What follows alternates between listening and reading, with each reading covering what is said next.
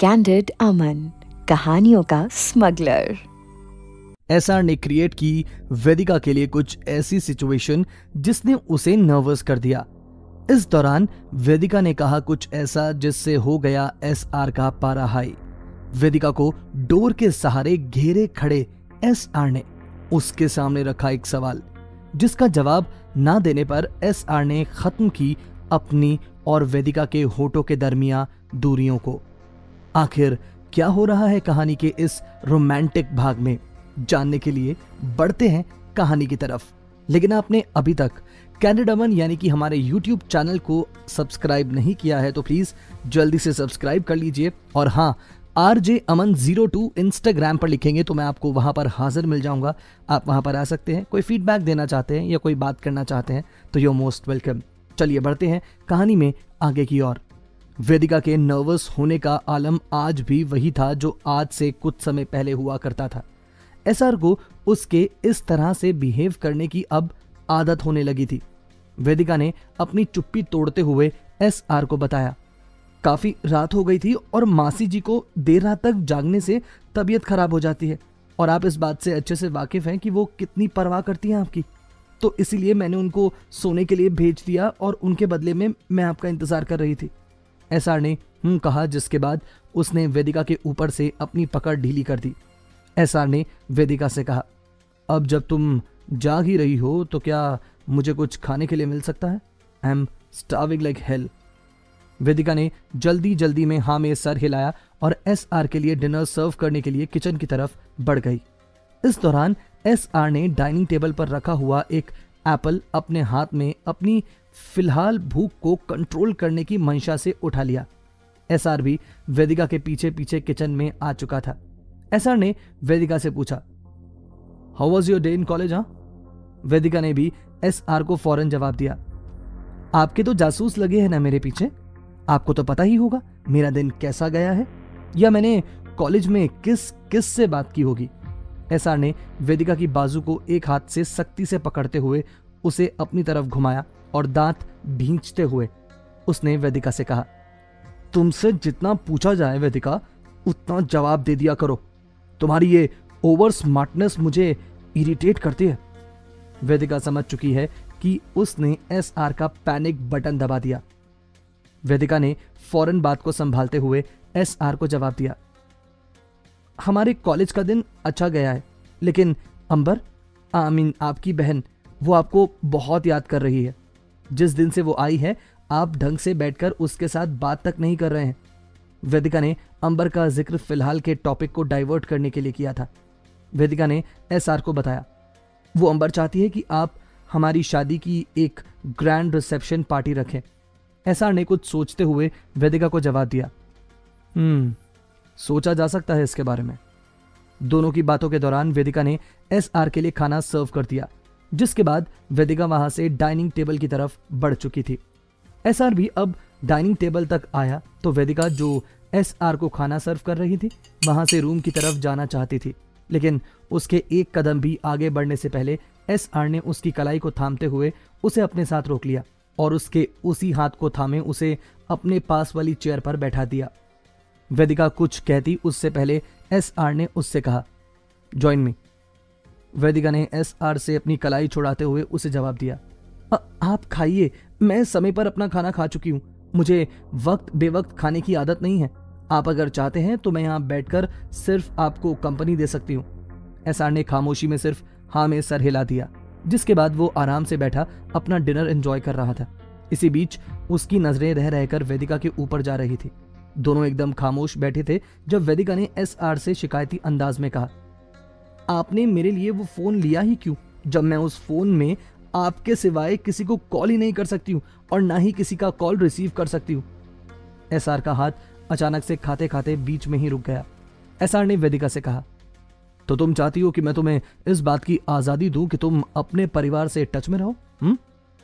वेदिका ने जिरह करते हुए एसआर से कहा, तो इसमें गलत क्या है? हर कोई अपने परिवार से बात करना चाहता है, उनकी खैरियत जानना चाहता है। एसआर ने वेदिका की बात पर एग्री होते हुए कहा, इसमें कुछ भी गलत नहीं है। हर इंसान को अपने परिवार से बात करना, हालचाल जानना इसका हक होता है, लेकिन हर इंसान वेदिका नहीं होती। हर इंसान में और तुम में फर्क है वेदिका। तुम बार बार कैसे भूल जाती हो कि तुम यहाँ क्यों हो।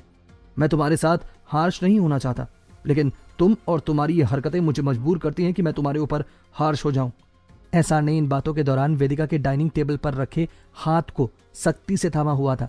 वेदिका की आंखें अब तक दर्द और दुख से नम हो चुकी थी। वेदिका ने एसआर के हाथ से अपने हाथ को खींचते हुए वहां से अपने रूम की तरफ दौड़ लगा दी। वेदिका को यूं इस तरह से जाते देखकर एसआर ने गुस्से में अपने हाथ को डाइनिंग टेबल पर जोर से मारा, जिसके बाद वो खुद भी वहां से उठकर रूम की तरफ बढ़ चुका था। गुस्से में एसआर कई बार अपनी लिमिट्स भूल जाता था। वो भूल जाता था कि उसे वेदिका को नजाकत से हैंडल करना चाहिए। फिलहाल वेदिका अपनी नम आंखें लिए सोफे पर अपने चेहरे को एक कोने में छिपाए लेट चुकी थी। एसआर को उसकी हरकतें किसी छोटे रूठे हुए बच्चे से कम नहीं लग रही थी, लेकिन उसने खुद ही तो वेदिका को हर्ट किया था। वेदिका की सुबकने की आवाज एसआर के कानों में चुभ रही थी। एसआर बजाय सोने के लिए बेड की तरफ बढ़ने के वेदिका के सोफे की तरफ आ रहा था। एसआर ने सोफे पर दूसरी तरफ करवट लेकर लेटी वेदिका को अपने दोनों हाथों से थामकर अपनी तरफ घुमाया और उसके चेहरे के नजदीक झुकते हुए उससे कहा, Vedika, you know I hate tears, और अगर अभी तुमने रोना बंद नहीं किया तो आगे जो मैं करूंगा उसके लिए मैं जिम्मेदार नहीं होने वाला। अपनी बात के दौरान एसआर ने वेदिका के होठों को अपने अंगूठे से नजाकत से मसल दिया, लेकिन एसआर के कहने का मतलब समझ चुकी थी वो।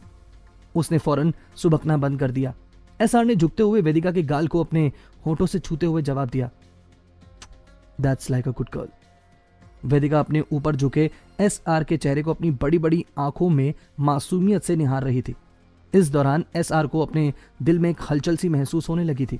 कुछ पल और अगर वो वेदिका को इसी तरह देखता तो शायद उसके लिए भी खुद को काबू करना मुश्किल हो जाता। एसआर ने फौरन वेदिका से दूरी बनाई। वेदिका करवट लेते हुए सोफे पर अपना चेहरा फेर कर लेट चुकी थी। इधर एसआर भी आकर अपने बेड पर लेट चुका था। अगले दिन की सुबह हुई तो रोज की तरह वेदिका अपने कॉलेज के लिए तैयार हो रही थी। एसआर भी अब तक जाग चुका था।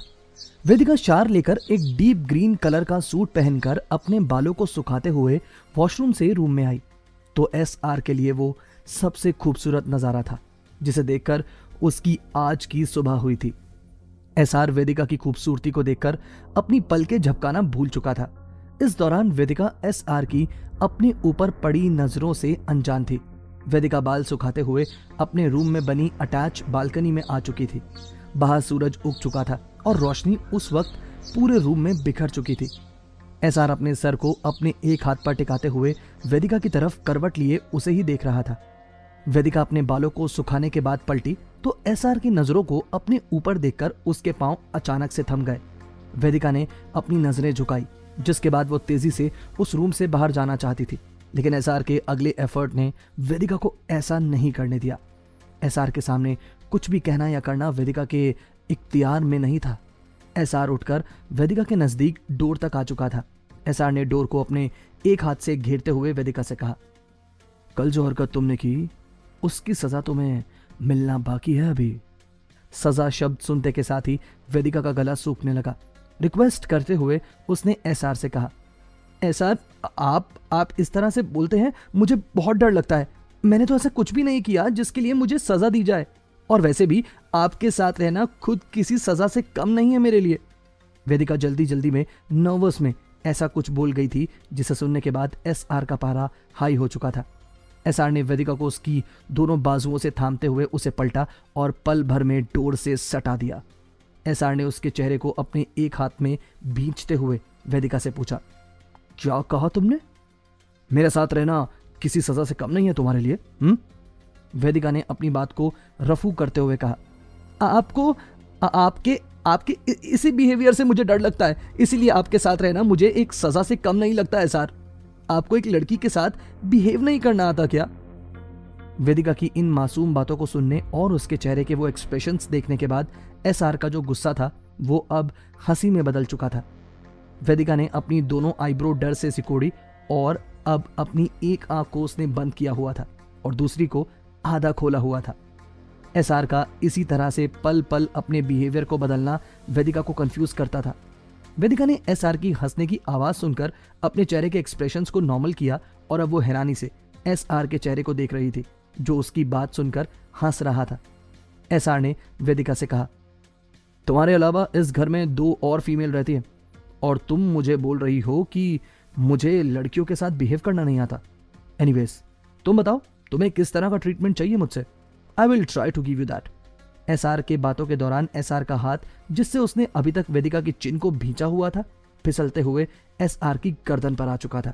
लेकिन SR की पकड़ में इस वक्त कोई शक्ति नहीं थी। SR ने बेहद नजाकत से वेदिका की गर्दन को अपने एक हाथ से थामा हुआ था। वेदिका ने सक पकाते हुए SR से कहा, वो मैं सब आपको शाम को बताती हूँ, अभी मुझे कॉलेज के लिए लेट हो रहा है। यह बहाना वेदिका ने SR की गिरफ्त से छूटने के लिए बनाया था, लेकिन वेदिका की इस कोशिश को SR ने उसे अपने दोनों हाथों से घेरते हुए रोक दिया। SR ने वेदिका से कहा, यू नो कि अगर मैं चाहूं तो तुम्हारे कॉलेज को पॉज करवा सकता हूं। वो तभी शुरू होगा जब मैं वहां पहुंचूंगा। And I mean it.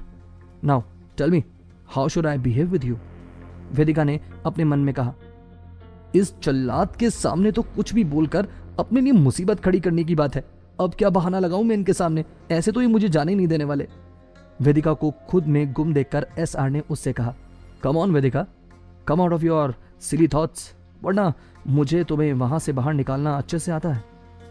SR के मुंह से ये शब्द निकले और अगले ही पल SR ने अपने और वेदिका के होंठों के दरमियान दूरी कम कर दी।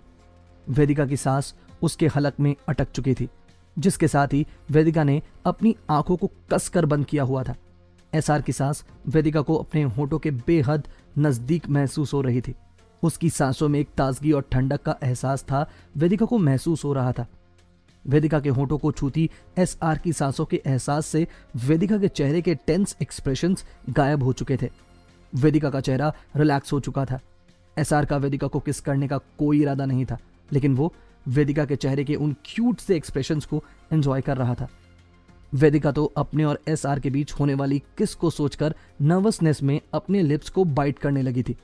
जब SR ने वेदिका को ऐसा करते हुए देखा तो उसने वेदिका के होंठों को अपनी 2 उंगलियों के बीच में भींचते हुए उससे कहा, इन होंठों पर इतना जुल्म मत करो, रिलैक्स, मैं तुम्हारे साथ कुछ नहीं करने वाला, डोंट जस्ट हर्ट देम। अपनी बात पूरी करते ही SR ने वेदिका के होंठों को अपने अंगूठे से रब किया और उसके चेहरे के सामने से चुटकी बजाते हुए उसका ध्यान तोड़ दिया। SR की नजरों में शर्माने वाली और उसके नजदीकियों से नर्वस हो जाने वाली वेदिका क्या खुद को उससे दूर रख पाएगी? क्या होगा जब वेदिका के सामने आएगा SR के उसकी फैमिली को बर्बाद करने का सच? क्या अंबर के SR की बहन होने का सच आएगा अभिमान के सामने? क्या क्या होने वाला है कहानी में आगे जानने के लिए जुड़े रहिए द ऑब्सेशन के साथ, only on our YouTube channel कैनेडा मन। सुनते रहिए कैंडिड अमन।